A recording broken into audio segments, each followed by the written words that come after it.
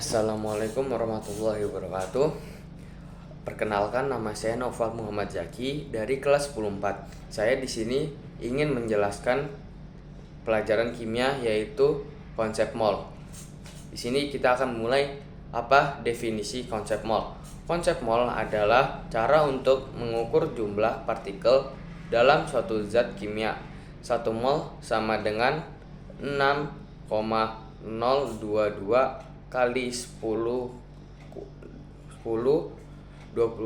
kuadrat 23 partikel yang disebut juga sebagai bilangan Avogadro. Konsep ini memungkinkan kita untuk menghitung dan mengukur kuantitas zat kimia dengan lebih akurat dan konsisten.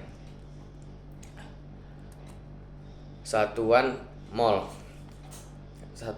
Hubungan mol dengan massa. Jumlah mol dapat dihitung dari massa suatu zat dengan membagi massa zat. Suatu zat dengan membagi massa zat tersebut dengan massa molar yang merupakan massa 1 mol zat. 2. Hubungan mol dengan volume. Jumlah mol juga dapat dihitung dari volume suatu gas dengan membagi volume gas tersebut dengan volume molar yang merupakan volume 1 mol gas pada kondisi tertentu. Hubungan mol dengan massa dan volume. 1. Jumlah partikel. Mol adalah jumlah partikel atom, molekul, atau ion dalam suatu zat. 2. Massa zat. Massa zat berbanding lurus dengan jumlah mol, di mana semakin banyak mol semakin besar massanya. 3. Volume zat. Volume zat juga berbanding lurus dengan jumlah mol. Semakin banyak mol semakin besar volumenya. Konsep mol memungkinkan kita untuk menghubungkan antara jumlah partikel, massa, dan volume suatu zat. Semakin banyak mol, semakin besar massa dan volume zat tersebut. Hal ini sangat berguna dalam mempelajari dan memahami reaksi kimia serta perhitungan stoikiometri. Hukum Avogadro. Hukum Avogadro menyatakan bahwa volume gas pada suhu dan tekanan yang sama sebanding dengan jumlah molekul atau atom gas tersebut. Ini berarti bahwa volume yang ditempati oleh 1 mol gas akan sama untuk semua jenis gas pada kondisi suhu dan tekanan yang sama. Definisinya, volume 1 mol gas pada suhu dan tekanan standar sama untuk semua jenis gas. Persamaan V sama dengan N kali Vm. Contoh, 1 mol oksigen, nitrogen, atau karbon dioksida menempati volume yang sama sekitar 2,4 liter pada suhu 0 Celcius dan tekanan 1 atm. Massa molar dan volume molar. Massa molar adalah massa 1 mol suatu zat. Setiap unsur dan senyawa memiliki massa molar yang unik yang merupakan hasil dari berat atom atau molekul.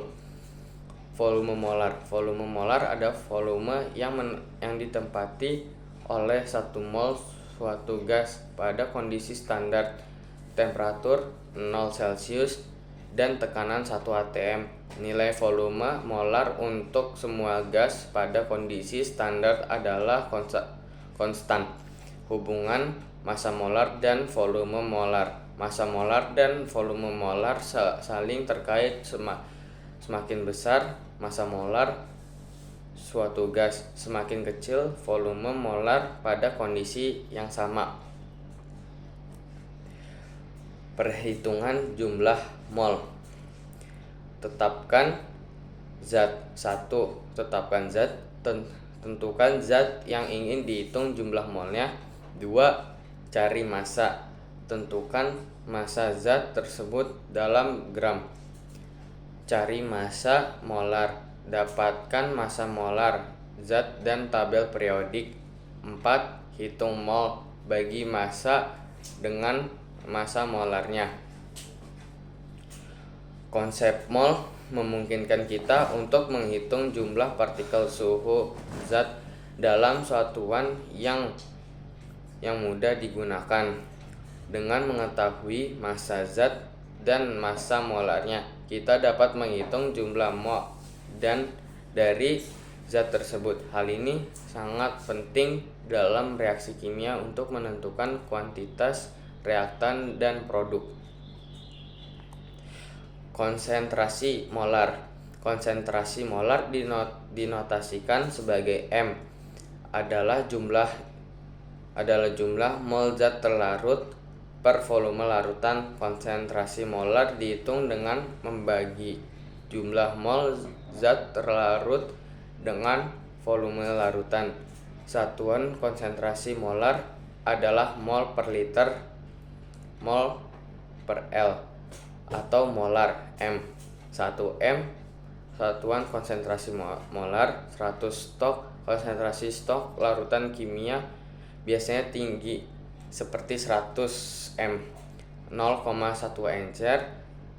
Larutan encer biasanya memiliki konsentrasi molar yang rendah seperti 0,1 M. Konsentrasi molar sangat penting dalam perhitungan reaksi kimia dan berbagai aplikasi dalam kimia, biologi, dan farmasi. Pengetahuan tentang konsentrasi molar membantu dalam memahami laju reaksi, kesetimbangan, dan perancangan eksperimen kimia. Penggunaan konsep mol dalam reaksi kimia. Konsep mol sangat penting dalam memahami dan menggambarkan reaksi kimia.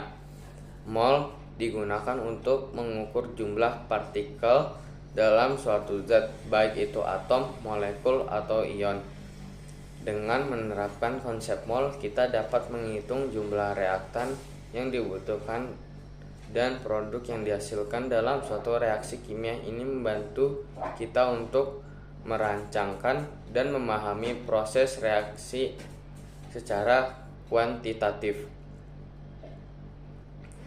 Stokiometri reaksi. 1. Rasio reaktan. Stokiometri reaksi mempelajari rasio mol antara reaktan dalam suatu reaksi kimia berdasarkan persamaan reaksi yang setimbang. Perhitungan hasil reaksi. Dengan mengetahui rasio mol reaktan, kita dapat menghitung jumlah mol produk yang dihasilkan berdasarkan jumlah mol reaktan yang tersedia.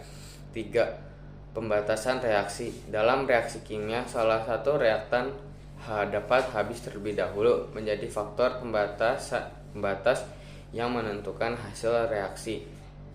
4. Efisiensi reaksi. Konsep stokiometri juga digunakan untuk mengevaluasi efisiensi suatu reaksi dengan membandingkan hasil aktual dengan hasil teoritis.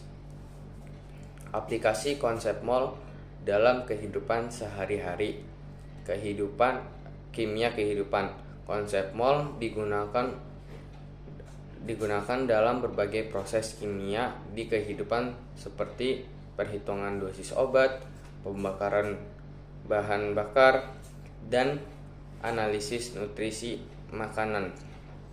2. Industri kimia. Pada industri, konsep mol diaplikasikan untuk menentukan kuantitas bahan baku produk dan emisi dalam proses produksi. 3. Lingkungan. Konsep mol digunakan untuk mengukur konsentrasi polutan, analisis kadar gas rumah kaca, dan perencanaan pengelolaan limbah kimia. Mungkin ini saja yang bisa saya sampaikan, kurang lebihnya mohon maaf. Assalamualaikum warahmatullahi wabarakatuh.